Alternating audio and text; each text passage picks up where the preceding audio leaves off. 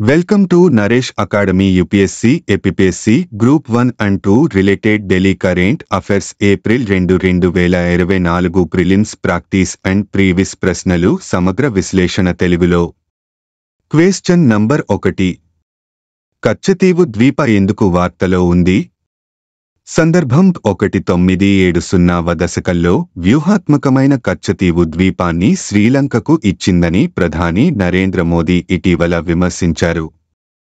వివరణ 1 స్థానం కచ్చతీవు భారతదేశం మరియు శ్రీలంక మధ్య పాక్ జలసంధిలో ఉన్న 285 ఎకరాల విస్తీర్ణంలో ఉన్న ఒక చిన్న జనావాసాలు లేని ద్వీపం. కచ్చతీవు రామేశ్వరానికి ఈశాన్యంగా 33 కిలోమీటర్లు మరియు జాఫ్నాకు నైరుతి దిశలో 62 కిలోమీటర్లు దూరంలో ఉంది. ద్వీపంలో ద్వీపం యొక్క ఏకైక నిర్మాణం సెయింట్ ఆంథోనీ చర్చి. దీనిని 20వ శతాబ్దం ప్రారంభంలో నిర్మించారు. ప్రతి సంవత్సరం ఒక పండుగ సందర్భంగా భారతదేశం మరియు శ్రీలంక నుండి క్రైస్తవ పూజారులు సంయుక్తంగా సేవలను నిర్వహిస్తారు. 2 దేశాల నుండి యాత్రికులను ఆకర్షిస్తారు. 3 త్రాగునీటి వనరు లేకపోవడం. కచ్చతీవు ద్వీపంలో తాగునీటి వనరులు లేనందున శాశ్వత నివాసానికి తగనది కాదు. ద్వీపం యొక్క చరిత్ర ఏమిటి? 1 నిర్మాణం. ఇది 14వ శతాబ్దంలో అగ్నిపర్వత కార్యకలాపాల నుండి ఉద్భవించింది. 2 పరిపాలన. ప్రారంభ మధ్యయుగ యుగంలో శ్రీలంకలోని జాఫ్నా రాజ్యం దీనిని పరిపాలించింది. 17వ శతాబ్దం నాటికి నియంత్రణ కచ్చతీవు ద్వీపాన్ని కలిగి ఉన్న రామ్నాడ్, ప్రస్తుత రామనాథపురం, తమిళనాడు రాజుకు మారింది. తరువాత ఇది మద్రాసు ప్రెసిడెన్సీలో భాగమైంది. 3 వివాదం. 1921లో భారతదేశం మరియు శ్రీలంక ఆ సమయంలో బ్రిటిష్ కాలనీలు ఫిషింగ్ సరిహద్దులను నిర్ణయించడానికి కచ్చతీవును క్లెయిమ్ చేశాయి. 1974 ఇండో శ్రీలంక సముద్ర ఒప్పందం అంటే ఏమిటి?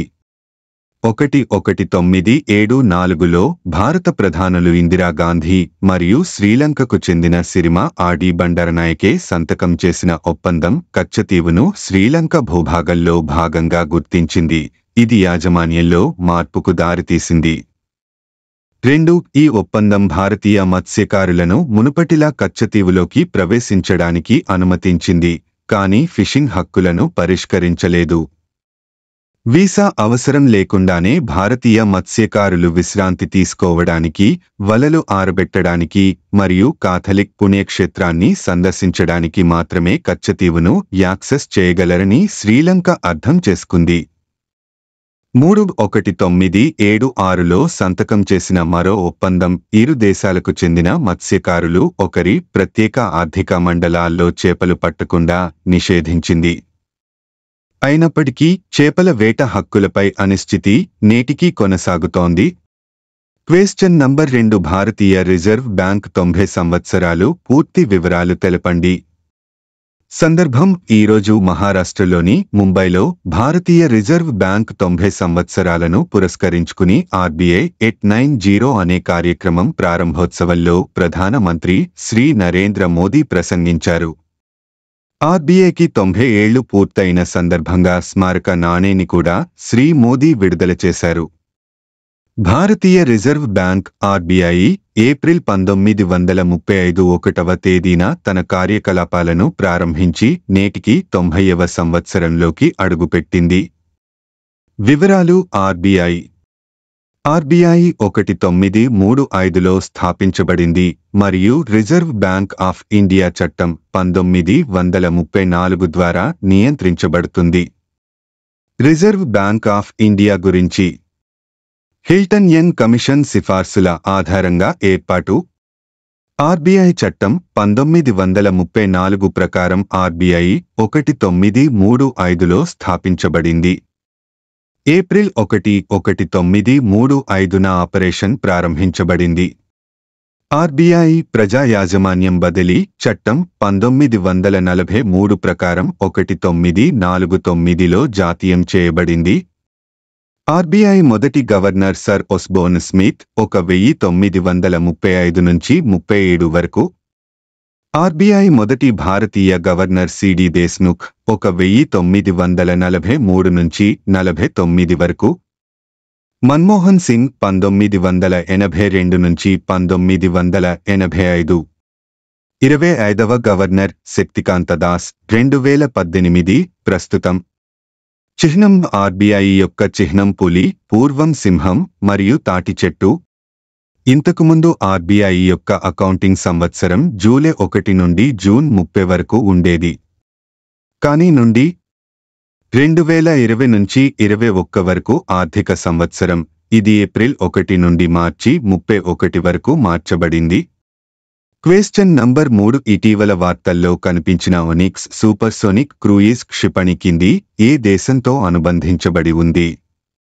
1 రష్యా, 2 యుఎస్ఏ, 3 భారతదేశం, 4 చైనా. సమాధానం 1. సందర్భం రష్యన్ మీడియా నివేదికలు నల్ల సముద్రంలో ఉక్రెయిన్ యొక్క కమికేజ్ డ్రోన్ బోట్ యుద్ధానికి మద్దతు ఇచ్చే భూ లక్ష్యాలను ఛేదించడానికి భవిష్యత్తులో క్షిపణి వినియోగం పెరగడానికి సూచనగా ఒనిక్స్కు కొత్త అప్గ్రేడ్ తీసుకోవచ్చని పేర్కొంది. వివరాలు P800 onyx. P800 onyx anti-ship cruise క్షిపణి అనేది ఒక సూపర్సోనిక్ క్రూయిజ్ క్షిపణి. ఇది భూమి లేదా గాలి నుండి మోహరింపబడే వైవిధ్యాలతో ఉంటుంది. దీని అభివృద్ధి 1983లో ప్రారంభమైంది మరియు ఇది 2002లో అమలులోకి వచ్చింది. రష్యన్ నాటో హోదా P800 ఒనిక్స్ భూమి ఆధారిత యాఖొంట్ S-2 స్ట్రోబైల్ రూపాంతరాలు బ్రహ్మోస్ చలనశీలత మరియు పాత్ర ఉపరితలం నుండి ఉపరితలంపై యాంటీ షిప్ క్రూయిజ్ క్షిపణి గరిష్ట వేగం గంటకు 3000 కిలోమీటర్లు. డిజైనర్ నిర్మాత ఎన్పియు మాసినోస్ట్రోవేని పరిధి 300 కిలోమీటర్లు. వార్హెడ్ రకం మరియు బరువు 3000 కిలోల. ప్రయోగ బరువు హీ వార్హెడ్ ఆర్మర్ పియర్సింగ్ వార్హెడ్. ఇతర స్పెసిఫికేషన్ మరియు సామర్థ్యాలు క్షిపణి నిలువు స్థానం నుండి ప్రయోగిస్తుంది మరియు ముక్కుకు సమీపంలో ఉన్న కోణీయ థ్రస్టర్లను ఉపయోగిస్తుంది, దానిని అడ్డంగా మార్చడానికి మరియు లక్ష్యం వైపు దాని విమాన మార్గాన్ని ప్రారంభిస్తుంది. క్షిపణి అప్పుడు సూపర్సోనిక్ వేగంతో ఎగురుతుంది, వాయు రక్షణను నివారించడానికి ఉపాయాలు చేయగలదు మరియు ఎలక్ట్రానిక్ ప్రతిఘటనలకు నిరోధకతను కలిగి ఉంటుంది. దీని గ్రౌండ్ బేస్డ్ వేరియంట్ యఖోంట్ తీరప్రాంత రక్షణ వ్యవస్థలో భాగంగా బాస్టన్ రోడ్ మొబైల్ లాంచర్పై ఉంచబడింది. బాస్టన్ లేదా టేల్ వాహనం 2 యాఖోంట్ క్షిపణులను మోసుకెళ్లగలవు. వీటిని ఒకదానికొకటి 5 సెకన్లలోపు ప్రయోగించవచ్చు.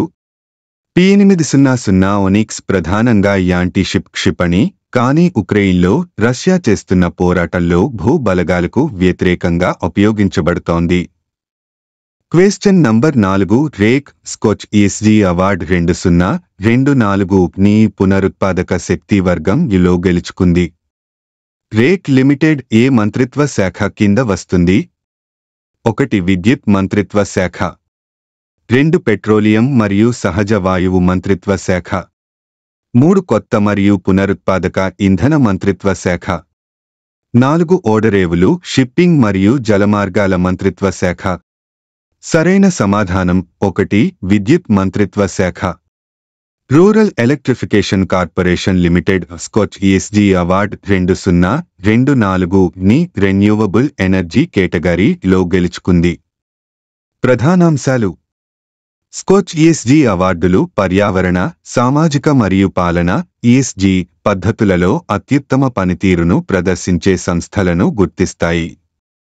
రేక్ లిమిటెడ్ ఇది Maharatna central public sector enterprise మరియు లో నాన్ బ్యాంకింగ్ ఫైనాన్స్ కంపెనీ బెఫ్క్ మరియు ఇన్ఫ్రాస్ట్రక్చర్ ఫైనాన్సింగ్ కంపెనీ ఐఎఫ్సి గా నమోదు చేయబడింది. Executive director REC limited Shri T C. Bosh. ఇది విద్యుత్ మంత్రిత్వ శాఖ పరిధిలోకి వస్తుంది. క్వశ్చన్ నంబర్ 5. యునెస్కో గ్లోబల్కు 18 సైట్ల జియోపార్క్స్ నెట్వర్క్ జోడింపు యునెస్కో ఎగ్జిక్యూటివ్ బోర్డు ఆమోదించింది. 2024 నాటికి యునెస్కో గ్లోబల్ జియోపార్క్లు ఎన్ని ఉన్నాయి? A 178, B 213, C 245, D 289. సమాధానం బి 213. ఇటీవల యునెస్కో యొక్క ఎగ్జిక్యూటివ్ బోర్డు ఉంది యునెస్కోకు 18 సైట్లను చేర్చడాన్ని ఆమోదించింది. Global geoparks network Brazil, China, Croatia, Denmark, Finland, France, Greece, Hungary, Poland, Portugal మరియు స్పెయిన్ వరకు యునెస్కో గ్లోబల్ జియోపార్క్స్ నెట్వర్క్. దీనితో నెట్వర్క్లోని మొత్తం జియోపార్క్ల సంఖ్య 48 దేశాలలో 213 జియోపార్క్లుగా మారింది. వివరాలు: యునెస్కో గ్లోబల్ జియోపార్క్స్ నెట్వర్క్ గురించి. ఇవి ఒకే ఏకీకృత భౌగోళిక ప్రాంతాలు, ఇక్కడ అంతర్జాతీయ భౌగోళిక ప్రాముఖ్యత కలిగిన సైట్లు మరియు ప్రకృతి దృశ్యాలు రక్షణ, విద్య మరియు స్థిరమైన అభివృద్ధి యొక్క సమగ్ర భావనతో నిర్వహించబడతాయి. ఇవి ప్రత్యేకమైన శాస్త్రీయ ప్రాముఖ్యత, అరుదైన లేదా అందం కలిగిన అనేక భౌగోళిక వారసత్వ ప్రదేశాలను కలిగి ఉంటాయి. యునెస్కో గ్లోబల్ జియోపార్క్ హోదా 2017లో సృష్టించబడింది మరియు అంతర్జాతీయ ప్రాముఖ్యత కలిగిన భౌగోళిక వారసత్వాన్ని గుర్తిస్తుంది. గ్లోబల్ జియోపార్క్స్ నెట్వర్క్ ఇది ఫ్రెంచ్ చట్టానికి లోబడి 2014లో అధికారికంగా స్థాపించబడిన లాభాపేక్ష లేని అంతర్జాతీయ సంఘం. ఇది యునెస్కో గ్లోబల్ జియోపార్క్స్ యొక్క ఆపరేషన్ కోసం యునెస్కో యొక్క అధికారిక భాగస్వామి. Question number 6. FICCI ladies organisation FLA 41వ జాతీయ అధ్యక్షురాలిగా ఎవరు 2024 మార్చి 29న బాధ్యతలు స్వీకరించారు? సమాధానం Joy Das Varma. FICCI ladies organisation FLA 41వ జాతీయ అధ్యక్షురాలిగా జోయ్ దాస్ వర్మ 2024 మార్చి 29న బాధ్యతలు స్వీకరించారు. 2024 నుంచి 25 వరకు ఏడాదికి ఆమె ఈ హోదాలో కొనసాగుతారు. ఈశాన్య భారతానికి గౌరవ కాన్సుల్ జోయ్ శ్రీని ఇజ్రాయెల్ నియమించింది. వర్మ కాప్రో మేనేజ్మెంట్ సొల్యూషన్స్కు డైరెక్టర్గా వ్యవహరిస్తున్నారు. వివరాలు: ఫ్లో ఆగ్నేయాసియాలో మహిళల నేతృత్వంలోని మరియు మహిళా కేంద్రీకృత వ్యాపార ఛాంబర్గా గుర్తించబడింది. వర్మ అధ్యక్ష పదవీకాలం 2024 నుంచి 25 వరకు ఉంటుంది. ఆమె ఈశాన్య భారతదేశానికి ఇజ్రాయెల్ గౌరవ కాన్సుల్గా కూడా నియమితులయ్యారు. అదనంగా వర్మ HR సంస్థ కాప్రో మేనేజ్మెంట్ సొల్యూషన్స్ ప్రైవేట్ లిమిటెడ్లో డైరెక్టర్ పదవిని కలిగి ఉన్నారు. ఆమె నాయకత్వ దృష్టిలో స్థిరమైన పురోగతి మరియు వ్యక్తిగత వృద్ధిపై దృష్టి సారించిన సమగ్ర సంఘాన్ని నిర్మించడాన్ని నొక్కి చెబుతుంది. అదనపు సమాచారం: federation of Indian chambers of commerce industry అనేది భారతదేశంలోని ప్రభుత్వేతర వాణిజ్య సంఘం మరియు న్యాయవాద సమూహం. మహీంద్రా యొక్క గ్రూప్ CEO మరియు మేనేజింగ్ డైరెక్టర్ డా. అనీష్ షా ఫిక్సీ ప్రస్తుత అధ్యక్షుడు. వ్యవస్థాపకుడు ఘనశ్యామ్ దాస్ బిర్లా. స్థాపించబడింది 1927. ప్రధాన కార్యాలయం న్యూఢిల్లీ. Question number 7. ఆంధ్రప్రదేశ్ రాష్ట్రంలో తొలిసారిగా ఒక దివ్యాంగుడు బ్రెయిలీ లిపిలో ఇచ్చిన ఫిర్యాదు వివరాలు తెలపండి. వివరాలు: ఆంధ్రప్రదేశ్ రాష్ట్రంలో తొలిసారిగా ఒక దివ్యాంగుడు బ్రెయిలీ లిపిలో ఇచ్చిన ఫిర్యాదుపై విశాఖ నగర పోలీసులు కేసు నమోదు చేశారు. దివ్యాంగుల సమస్యల పరిష్కారానికి విశాఖ నగర పోలీస్ కమిషనర్ డాక్టర్ ఏ. రవిశంకర్ ప్రత్యేక దృష్టి పెట్టారు. దిశ దివ్యాంగ్ సురక్ష ద్వారా ప్రతి నెల 2-15 తేదీల్లో దివ్యాంగుల నుంచి ఫిర్యాదులు స్వీకరించేందుకు ఈ డయల్ యువర్ సిపి కార్యక్రమం నిర్వహించాలని నిర్ణయించారు. బ్రెయిలీ లిపిలో ఫిర్యాదులను స్వీకరించేందుకు అందులో పరిజ్ఞానం ఉన్నవారిని నియమించారు. మార్చి 15వ తేదీన తొలిసారి నిర్వహించిన ఈ కార్యక్రమంలో అనకాపల్లి జిల్లా కోటవురట్ల మండలం జల్లూరు గ్రామానికి చెందిన దివ్యాంగుడు డయల్ యువర్ సిపికి ఫోన్ చేసి ఫిర్యాదు చేశాడు. Question number 8. ఏ భారతీయ నటుడి మైనపు విగ్రహం 2024లో దుబాయ్లోని మేడమ్ టుస్సాడ్స్లో ఆవిష్కరించారు? A. Shahrukh Khan, B. Allu Arjun, C. Prabhas, D. Ranveer Singh. జవాబు బి. టాలీవుడ్ స్టైలిష్ స్టార్ ఇటీవలే దుబాయ్లోని మేడమ్ టుస్సాడ్స్ తన సొంత మైనపు విగ్రహంతో సత్కరించారు. పుష్ప స్టార్ తన మైనపు విగ్రహంతో నమ్మకంగా పోజులిచ్చిన చిత్రాలు ఇంటర్నెట్లో వైరల్గా మారాయి. మేడమ్ టుస్సాడ్స్ అనేది ఫ్రెంచ్ మైనపు శిల్పి మేరీ టుస్సాడ్ చేత 1835లో లండన్లో స్థాపించబడిన మైనపు మ్యూజియం. 1883లో ఒరిజినల్ బేకర్ స్ట్రీట్ సైట్ యొక్క నిరోధిత స్థలం టుస్సాడ్ మనవడు మేరీల్బోర్న్ రోడ్లోని ప్రస్తుత లండన్ ప్రదేశంలో భవనాన్ని ప్రారంభించేలా చేసింది.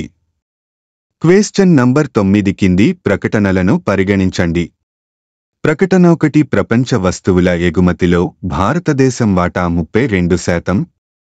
ప్రకటన 2 భారతదేశంలో పనిచేస్తున్న అనేక స్థానిక కంపెనీలు మరియు కొన్ని విదేశీ కంపెనీలు భారతదేశం యొక్క ఉత్పత్తి అనుసంధాన ప్రోత్సాహక పథకం యొక్క ప్రయోజనాన్ని పొందాయి. పై స్టేట్మెంట్లకు సంబంధించి కింది వాటిలో సరైనది ఏది? ఏ స్టేట్మెంట్ 1 రియు స్టేట్మెంట్ 2 సరైనవి మరియు స్టేట్మెంట్ 1కి స్టేట్మెంట్ 2 సరైన వివరణ. బి స్టేట్మెంట్ 1 మరియు స్టేట్మెంట్ 2 సరైనవి మరియు స్టేట్మెంట్ 1 స్టేట్మెంట్ 2కి సరైన వివరణ కాదు. సి స్టేట్మెంట్ 1 సరైనది కానీ స్టేట్మెంట్ 2 తప్పు. డి స్టేట్మెంట్ 1 తప్పు కానీ స్టేట్మెంట్ 2 సరైనది. జవాబు డి. స్టేట్మెంట్ 1 తప్పు. అందుబాటులో ఉన్న తాజా డేటా ప్రకారం ఆర్థిక సర్వే 2022 నుంచి 23 వరకు గ్లోబల్ ఎగుమతి వస్తువులలో భారతదేశం 1.8% మరియు సేవల ప్రపంచ ఎగుమతిలో 4% వాటాను కలిగి ఉంది. ఈ విధంగా ప్రపంచ వస్తువుల ఎగుమతులు సరిగ్గా లేకుంటే భారతదేశం 3.2% వాటాను కలిగి ఉంది. స్టేట్మెంట్ 2 సరైనది. ఉత్పత్తి లింక్డ్ ఇన్సెంటివ్ పీలైర్ పథకం అనేది దేశీయ యూనిట్లలో తయారు చేయబడిన ఉత్పత్తుల నుండి వారి పెరుగుతున్న అమ్మకాల ఆధారంగా కంపెనీలకు ఇచ్చే పనితీరునుసంధాన ప్రోత్సాహకం యొక్క ఒక రూపం. ఇది తయారీ రంగాన్ని ప్రోత్సహించడం మరియు భారతదేశం యొక్క దిగుమతులను తగ్గించడం లక్ష్యంగా పెట్టుకుంది. పీలై స్కీమ్లను భారతదేశంలో పనిచేస్తున్న దేశీయ మరియు విదేశీ కంపెనీలు రెండూ పొందవచ్చు. అందువల్ల భారతదేశంలో పనిచేస్తున్న అనేక దేశీయ మరియు విదేశీ కంపెనీలు పీలై పథకాల ప్రయోజనాన్ని పొందాయన్నది నిజం. క్వెశ్చన్ నంబర్ 10 వీరగంధము తెచ్చినారము వీరులెవ్వరో తెల్పుడి అనే గేయం ఏ ఉద్యమ కాలంలో రచించబడింది? అప్పస్క్ గ్రూప్ 2 2019. 1 ఉప్పు సత్యాగ్రహం. 2 క్విట్ ఇండియా ఉద్యమ. 3 స్వదేశీ ఉద్యమ. 4 హోమ్ రూల్ ఉద్యమ. సమాధానం 1. వివరణ జాతీయోద్యమ స్ఫూర్తితో 1930లో ఉప్పు సత్యాగ్రహాన్ని ఆహ్వానిస్తూ సత్యాగ్రహ ఉద్యమానికి ఎంతో బలాన్ని చేకూరుస్తూ వీరగంధం తెచ్చినారము వీళ్ళెవ్వరో తెల్పుడి అనే స్ఫూర్తిదాయకమైన జాతీయ గేయాన్ని రచించారు. అది ఎందరినో ఎంతగానో ఉత్తేజపరిచింది. మూఢనమ్మకాలను, అజ్ఞానాన్ని, మత ఛాందసత్వాన్ని, సాంఘిక అసమానతలను వ్యతిరేకిస్తూ సాహిత్యం ద్వారా సంఘ సంస్కరణకు మరింత బలం చేకూర్చిన ప్రముఖులు కవిరాజు త్రిపురనేని రామస్వామి. త్రిపురనేని రామస్వామి కవిరాజుగా ప్రసిద్ధి చెందిన త్రిపురనేని రామస్వామి ప్రముఖ హేతువాద రచయిత, సంఘ సంస్కర్త. త్రిపురనేని రామస్వామి జనవరి 1887 15న కృష్ణా జిల్లా అంగలూరు గ్రామంలో ఒక రైతు కుటుంబంలో జన్మించారు.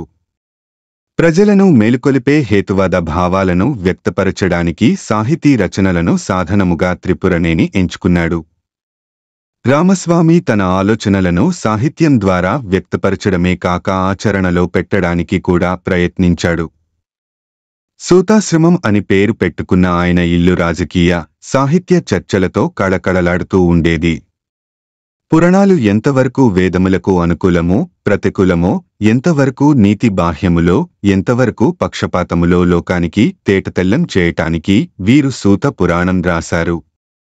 జాగర్లమూడి కుప్పుస్వామి గారి మిత్రత్వంతో కుప్పుస్వామి శతకం 1930లో రాశారు. సంస్కృత భాషలో ఉన్న పెళ్లి మంత్రాలను తెలుగులోకి అనువదించి అచ్చులో సరళమైన వివాహ విధి అను పద్ధతిని తయారు చేశాడు. ఈయన స్వయంగా అనేక పెళ్లిళ్లకు పౌరోహిత్యము వహించి జరిపించాడు. ఆంతరానితనానికి వ్యతిరేకంగా పోరాడాడు. Thank you for watching this video. Please subscribe my YouTube channel @of Naresh Academy 5509. Have a nice day.